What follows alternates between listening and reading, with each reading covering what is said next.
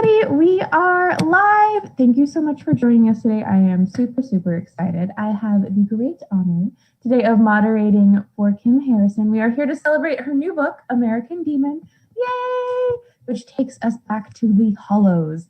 So I am so excited. We're going to start off with a little reading from Kim, and then we're just going to go ahead, start asking questions and dive into it. So make sure if you have any questions to comment them down below. I'll be asking her your questions throughout the event. And yay, Kim, I'll let you go ahead and take it away a little bit with the reading. And if you want to give a little introduction into this book for what people can expect from it. Sure. Hi, guys. It's good to be here. I missed not coming out to Mysterious Galaxy, but this is a good second best. Let's see, a quick recap of the book. Well, Rachel has been living on Kisten's boat for the winter and with Jinx. And there's a new master vampire in town. And she's got to deal with that. But the bigger picture is that there's been a series of murders taking place in Cincinnati, mostly between very happy couples, and they just kind of freak out during their sleep cycle and murder the other one. And Rachel has to figure out who it is and why they're doing it, and then figure out how to stop them. And that's pretty much that's the hard plot. The softer plot is, oh, we've got Al in there, and we've got Trent in there, and we've got the girls in there, and it's just it's a big family reunion, and I absolutely had a blast writing it. So excerpt, I have been teasing you guys about Pike for quite a while, and this is the first time we get to see him. If you're on my social media platforms, you will know that I have been talking about the music of the characters. And Pike's music, I found a piece from Grandson called Bury Me Face Down. And it's Pike from head to toe. And so I wanted to read you the introduction to Pike. It's short, it's not very long.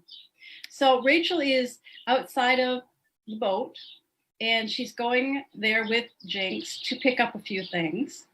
And when she gets there, she realizes there's somebody in her boat. But I froze as I stood before the sliding glass doors, frowning. The door was unlocked. Ivy, I wondered, hesitating. And then the tantalizing, spicy scent of the long undead tripped down my spine, plucking every nerve ending all the way down to make me shiver. Hey, Rach, Jinx said in warning, but I was way ahead of him, and I took my splat pistol from my purse, backing up into the sun until my calves hit the back bench of the large canopied cockpit. Who the devil is on our boat? I whispered as the shadow of a man approached the door. I couldn't tap a ley line while over water, but damn it, someone was on my boat. Even in the semi-dark of the boat's interior, I could see he was in a suit coat and sported a professional haircut and a slim build. If he was a vamp, he was clearly alive since the sun was up. If he didn't have a good reason for being on my boat, I was going to turn him into a dead one. Expression grim, Jinx hovered beside me and loosened his garden sword. But when the man came closer, smiling and ducking his head, actually giving me a little wave as he reached for the latch, I wondered if he was a vampire. Simply put, he was not beautiful. Oh, he might have been once, being tall and having a slim build, but the dead bred what they liked over the eons, and the dead liked beauty above all.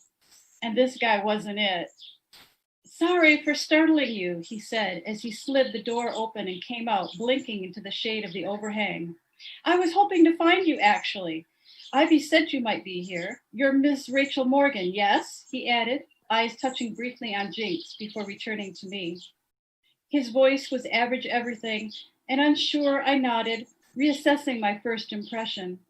It wasn't that he was unattractive, but his numerous scars got in the way. His nose was misshapen from being broken too many times. Lines from battle, not the bedroom, ran along his chin and one side of his face to his eye, which was a little droopy compared to the other. His irises were brown and his complexion tan and kind of lumpy. Short, carefully styled dark hair showed that one of his ears had been ravaged, early 30 maybe. But it was the wave of vampire incense lifting from him that worried me. He was a living vampire, one holding a great deal of status by the amount of pheromones he was giving off. He'd been sipping on someone old for a very long time, and probably vice versa.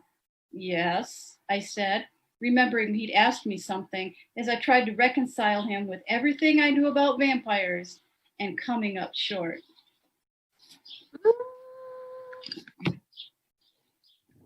So that's Pike. Ooh. That was a good excerpt. I'm like, no, I want more. Not ready for the end. So what was it like coming back to the world of the Hollows? Because it's been a little bit between the last book when it came out. So what was it like for you coming back and writing in the world again? Yeah, it has been a while. It's been about, I think, 5-6 years. I did write The Turn in between there, which is kind of Hollows related, but it's not about Rachel. But coming back to Rachel was like coming home. I'll be honest with you. I'd taken some time off to try to cleanse my palate, and I really thought that The Witch with No Name was going to be the last one. I mean, I'd closed the chapter, I'd put the book on the shelf, I'd thrown away my notes, which I probably should not have done, but I did. I was done. And then I went to write other things. I wanted to focus on something in third person and learn how to tell a good story that way, because they're different. First person is kind of detective-y, and third person is more movie-like, that you're bringing in, different points of view. And I felt like I learned a lot with it, but then at some point it's like, I really miss Rachel. And there's no way that she is going to sit at Trent Calamac's compound and just be happy. She is going to get herself into some trouble somewhere along the way. And so I opened to twiddle her thumbs. No, that's not her personality. So I opened it back up and wrote that first line, and it was just like coming home. Well, I loved it. So this kind of ties in a little bit. Are there more books in the series then that readers should be looking forward to? Or do you think just kind of feeling it out? Yes. There are more books coming. There's at least one more. We have a title. It's called $1 Million Demon, which is a play off of the Clint Eastwood movie $1 Million Baby. Oh, that's hilarious. That's awesome. Yeah. And we're looking at next year. I have a tentative date, but I don't want to share it because it may be shifting around. They're really shifting a lot of stuff right now, and I don't want to get anybody's hopes up. Yeah, well, I think everyone's very excited to get to read American Demon. So, and for you, you had mentioned throwing away your notes. Yeah. So getting to come back and writing this book, what was one of your moments that was like the greatest joy in getting to come back and write this series? And then what was one of the greatest moments of like struggle or kind of hardship coming back and writing this book?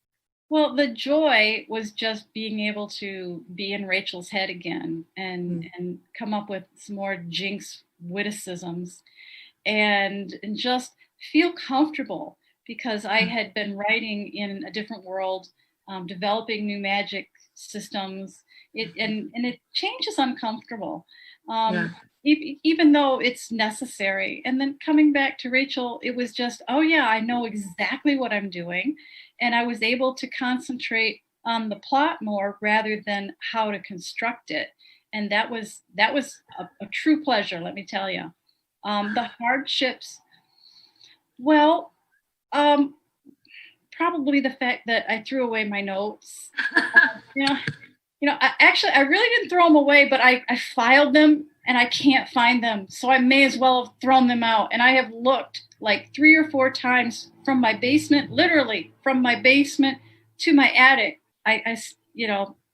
You'd think I'd store everything in one spot, but no. And like the key, you organize and then you can't find anything. Yeah. I'm still missing my character sheets, and I don't know what I'm going to do if I don't find them, because I need them, because I'm bringing back old people, and it's miserable. Oh, well, I'm so bummed to hear that.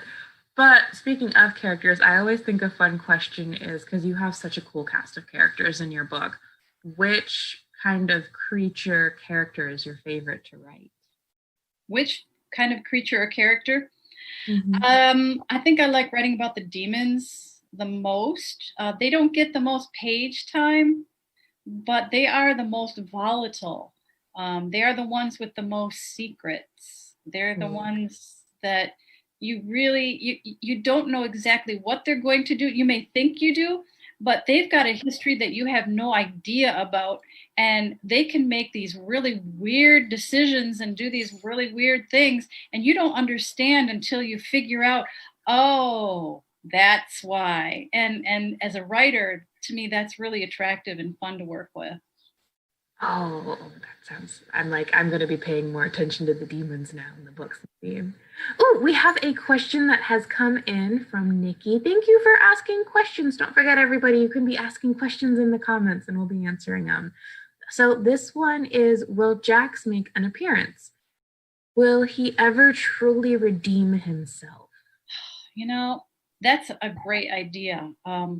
Jax, if you don't remember, is Jinx's eldest son. He was lured away by Nick to try to find a were artifact way back in Fistful of Charms, and we haven't really seen much of him since. He's been there a little bit, but he hasn't featured in it.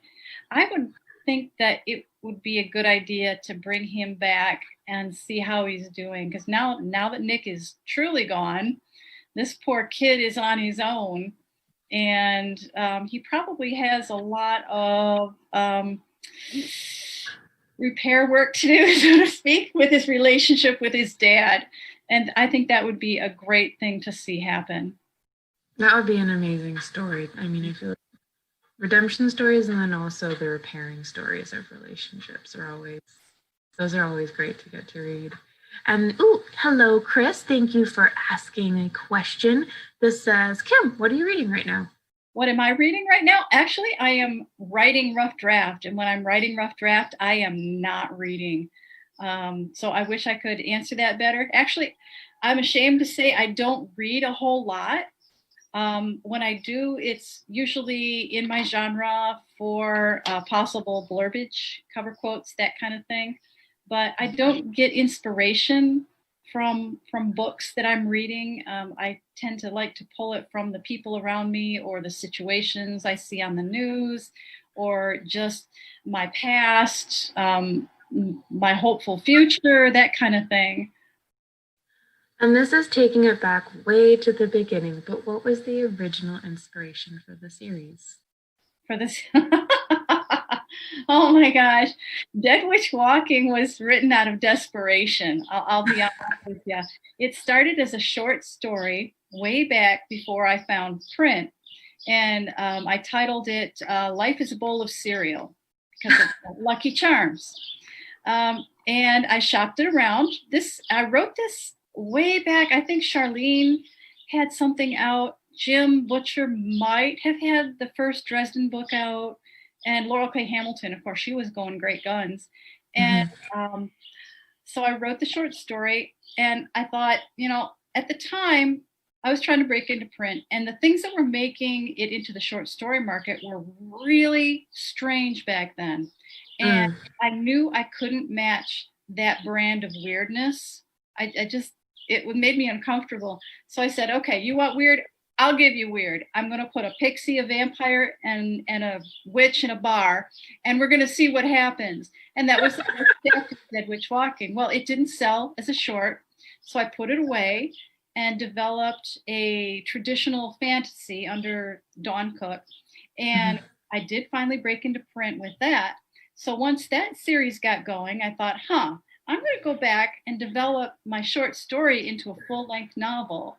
And the rest is history. That That's awesome. Oh my gosh. How do you feel like too, within like the past 10 plus years, I feel like things are always changing so quickly, but how do you feel like the genre has changed from when you first started writing the series to now? It's a lot more complex. It's harder to find new ideas because there are so many people who are writing in it, and they're doing the same research you are. I mean, I had to really search to find a new creature that could be a or an antagonist for American Demon that hadn't been done to death. I mean, we've seen trolls and wares and witches and vampires and pixies and gargoyles and angels and demons and devils and warlocks and so okay, well, what's this Baku thing? And I just kind of developed that. So that's one of the things that's really hard, is that everybody's writing in it, it seems, and they're all wonderful. And to find a new way to tell an old story is getting more difficult. But fortunately, urban fantasy is also character driven. And if your characters are unique and your own, then that will carry the story and give you a unique voice. I think that's why people have fallen in love so much with your books, is it's an amazing combination of both of those things. And for research, I think sometimes people forget that like these books do take a lot of research too. What do you think is one of the most like funniest random things that you may have like found? You mentioned like the Baku for this book, but I feel like there's so many random like tidbits and everything in history and whatnot that you find when you're looking through books. Are there any like particularly fun things that you found that have made it into your books throughout the years? You know, I can't think of any off the top of my head. Fair enough. I'm sorry, I'm well as dry. And about how long did it take to write this book? Because it was like coming back into kind of like that great sweet comfort zone. So when you started writing this book again, did it just kind of like all flow out, or? It did. It did pretty much flow out pretty well. I think it took maybe a month or two longer than normal, and then I gave it to my editor. Or well, I found a new editor, and she brought up a couple things that I was not, it wasn't on my radar, and the rewrite took a lot longer than usual. Yes, because I changed the ending. If you like the ending of this one, you would have hated the original ending. Tears and sadness aside, it was worse. So you may thank Anne for the semi-happy ending that we got. She was totally right. So and that's the thing about a good editor. They can tell you when you're going astray and when the readers might not react in the same way you do. So readers thank the editor when you read the end. Ooh, we have a question from Brenda. This one is, I love your Don Cook series. Are you ever going to revisit the Truth series, even in a short story? I would love to revisit the Truth series. I cracked open one of them for some reason. I was looking up something to answer a reader's question about it, I don't know, a couple months ago. And I just got lost for about 40 minutes reading the book because it'd been so long since I wrote it. It was like all brand new to me. And I lost myself in it. And I remembered Lotus and Strel and Useless the dragon. And it was like, oh man, I kind of miss them. There is actually a short story that I would like to write to kind of recap all of this that finished off the series, the Truth series. The wall around Essay Noir needs to come down. It needs to come down, and I want to build a road with it. So if I ever get to write a short story about it, that's what we'll see. Oh, well, fingers crossed then that you'll get to see that in the future. Dale has a question for us. Kim, how do you come up with those funny little wisecracks Jinx comes up with? Yeah, Jinx is that little voice. Everybody's got a Jinx in them. It's that voice where they say, I should have said this, I should have said that, but you're not quick enough to come up with it. Yeah, that's Jinx. He's the sassy, nasty part of me who just would just garbage flowing out of my mouth. That's Jinx. I actually clean it up a little bit. That's awesome. Do you feel like when you're writing like jokes and wisecracks, I was talking to another author about that and they were like, it can take me 5 minutes to write a joke, but it seems like it comes so naturally and glib to the character. How do you feel like writing kind of like the and his character is? Yeah, that's about right. Yeah. Jinx, his jokes come pretty quick because they're one-liners and they're based on they're like situational comedy most of the time. I don't do well in trying to write a joke into a whole chapter. I don't even try. That's too hard. It's too hard. If it happens along, then that's great. But I can't really plot it out. No. I think that humor is hard to try and strategize with that. And then, Chris is asking, how do you feel about the virtual tour? As everyone knows, the world has changed quite a bit this year, and virtual tours have been the thing we've been doing. So he's just asking how you feel about it. Well, you know what? It's a very close second. It really is. I love being on tour.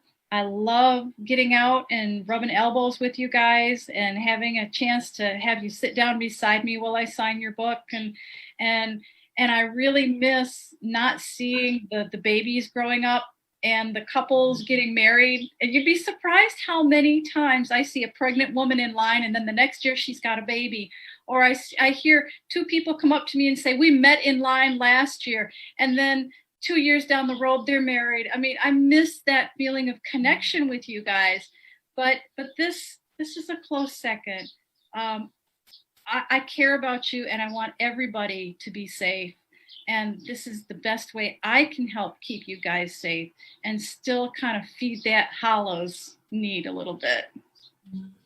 And I can tell too that there's a lot of love in the comment section for you and the characters as well. So it's definitely two-way on that. Laurel asks, does anyone else find themselves saying crap on toast sometimes? I hear that a lot from readers. Yes. Yeah. Personally, that's not my go-to, but it has flowed out of me occasionally when I've been writing Rachel, and it's kind of embarrassing. Yeah. I think it's kind of awesome. Nikki asks, what was your motivation to write Perfunctory Affection? It was very unique, and as a mental health counselor, I enjoyed it. Oh, I am so glad to hear that. Thank you. Yeah, Perfunctory Affection, or Perfection, if you mash them up. That was my little foray into trying. I was just trying to see, the question I was trying to answer was, would you want to be a popular, perfect person living in a dream world, or would you rather be yourself and not be the popular and not be and fall short of those goals that we seem to think we need to reach? And I did delve a little bit into, is it real? Is it not real?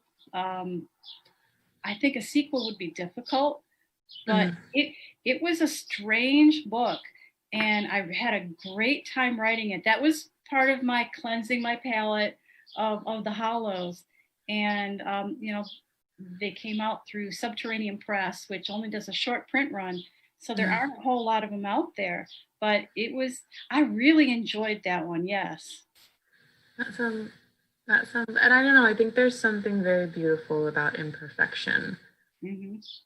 As humanities, we always want to be perfect, but yet, especially in stories, the characters we love the most are the imperfect ones. Yes. So. Yeah. That's where the magic is. Yep. Yep. We are perfect. It's cheesy, but we're perfect in our imperfections. Don has a question. I've always wondered if Toccata was inspired by a particular musician. And since you've written several songs for the books, do you write a lot of lyrics/poetry outside of writing fiction? Oh, that's a great question. Toccata really is not based off anybody. I guess the closest I could come to would be probably a grunge band in the 90s. A little bit of political, a little bit of angry at the system. I tend to not write poetry unless I'm very stressed. And I'll tell you, I've written 2 in the last 2 months. And I usually only write poetry or lyrics like maybe once a year. And it's just been when I am very stressed and I'm trying to wrap my head around something, that's when, for some reason, the lyrics, the poetry, it all starts to mesh and gel. And that is how personally, I can find a way to deal with issues.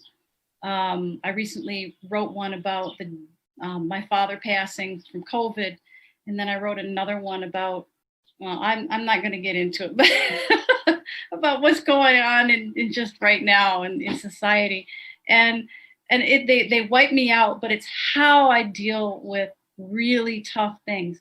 So when you see that poetry, that's me bleeding all over the page, literally bleeding all over the page.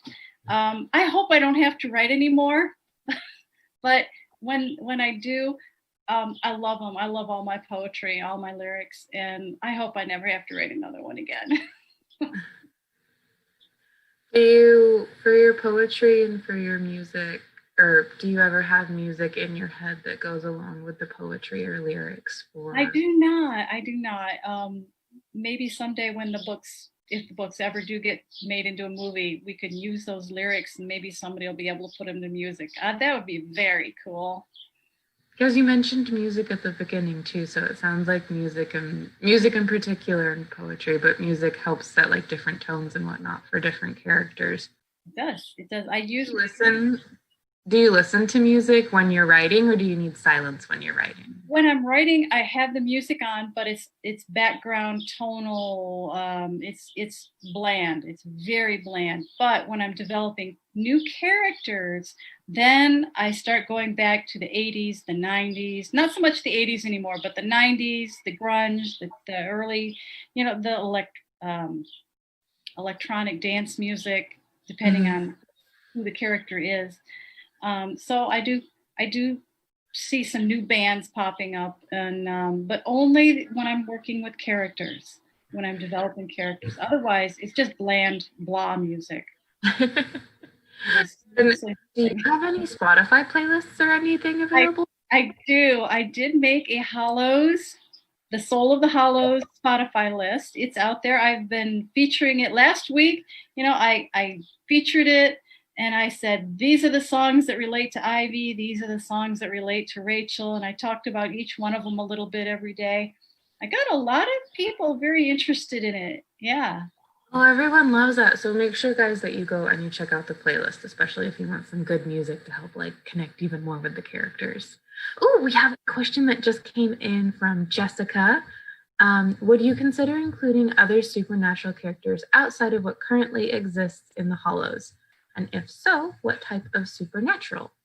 I would love to have more new characters, and I'm always on the lookout for new species. I'd like to bring the dryads back. I did a short story with dryads once. Those are the critters that live in the trees. It's hard to find a new species to talk about. It really is. Maybe I'll do. Well, I've got trolls, but yeah, if I can think of any new ones, absolutely. I need to do more research. So I'm getting it. If you guys have any really cool, random, weird creatures, send them Kim's way so she can look at them. And let's see.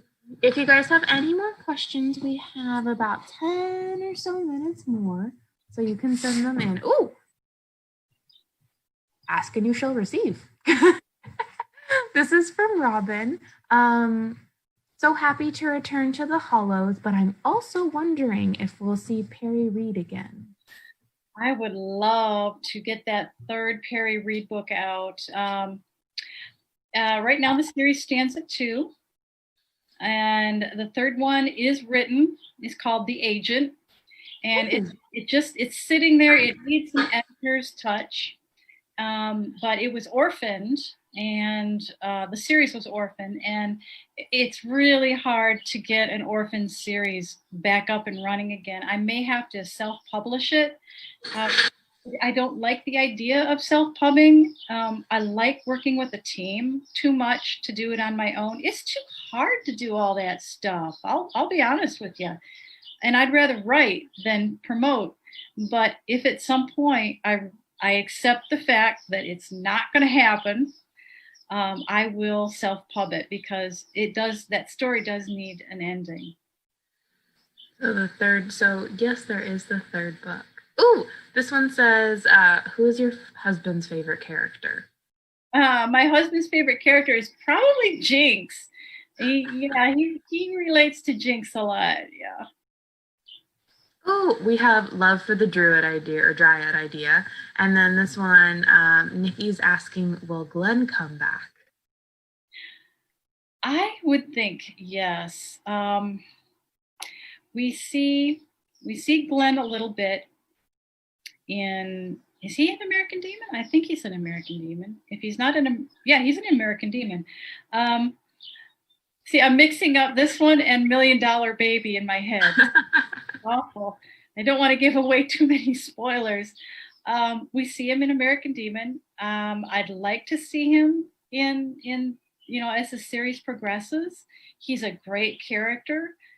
He's got a lot of growing to do himself. I'm still trying to decide if my main contact is going to be Glenn or if it's going to be his dad.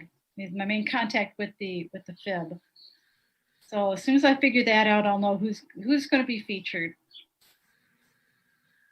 Let's see. Oh, okay. This isn't a question, but this is a really sweet comment. Thank you, Dawn. She just, this is, I have the Hollow series on audiobook. Not so much a question, but love Marguerite Gavin's narration of the books. Thank you for offering books and audio. Books are my music when I work. Oh. Yeah. Miss Gavin and we worked really hard to get her to read American Demon. Maybe we probably didn't have to work as hard as we did. Miss Gavin, she already reads for Penguin, so she's in their stable of authors, and she got a hold of me. I don't know, January maybe it was, and she says, "Okay, when's your book coming out? I will save a spot." In my schedule so that if it's offered to me, I can take it. Because honestly, I know nobody likes the one book that she didn't read. So going to my editor and saying, look, the numbers tanked on that one book that she didn't read. We really need to get her to read this. That helped out a lot. So I'm hopeful that she gets to read all of them from here on out. It's a good narrator is invaluable. It's such a special thing. What was it like? Did you have any part in like the audiobook aspect? Like, did you work with her and like tone for characters or anything like that? Or is it more like you give the book and then it's just kind of in her hands? Was there like a collaboration? What was that like? Well, there was originally in the first book. We talked about pronunciation and that sort of thing. And after that, I really haven't had to say too much about it. It's just she gets the arc and away she goes and does her thing. And yes, that's pretty much it. I was lucky. And I know that we are going to start wrapping up. So if you have any more last minute questions, go ahead and ask them. But I know I have a fun question that I always like to ask, and that's if you could visit the Hollows for one day, with the very important caveat that you wouldn't die or anything horrible would happen to you. What would you like to do in this special world that you've created? What would I like to do? Well, that's a neat question because I go to Cincinnati quite a lot, and I do go to some of the places that I feature in the book. I've been to the zoo. That is a world-class zoo that they've got there. I've been to Eden Park. It's a great place to grab some KFC and go up there and have a picnic. I've been to the museum. I was able to go down into the tunnels that are under the city. That was amazing. I loved it. But what if I could go to the real Hollows? I would like to go up to the restaurant on Carew Tower and have a nice lunch and then go and visit Rachel's church. That would be my ideal. That sounds like a really beautiful day. Oh, someone said ring the bell in the park on the winter solstice. Yeah. They're from Louisiana. And then you have mentioned that you already have pretty much the next book in the series, but is there anything else that you are working on that you'd like to share with our readers? Well, I am working on a manuscript. I haven't shown it to anybody. I'll tell you, I've been working on it since January, and I got up to page 390 something, which is almost done. And then I looked at it and I studied it and I worked at it and I looked at it, and for a week I stared at it. And this is really unusual for me because I don't have writer's block per se. And then I finally said, you know what? This is 999 ways not to write a book. And I shoved it off my desk and I started all over again, right at about page, I think I'm at 200, page 200. And going forward from there, it's the problem was I was in third person and it's not working for me anymore. I had to pull it back into first, and now that I'm in first, I'm going forward with it. If I'm looking at it right now. It's sitting on my desk right here.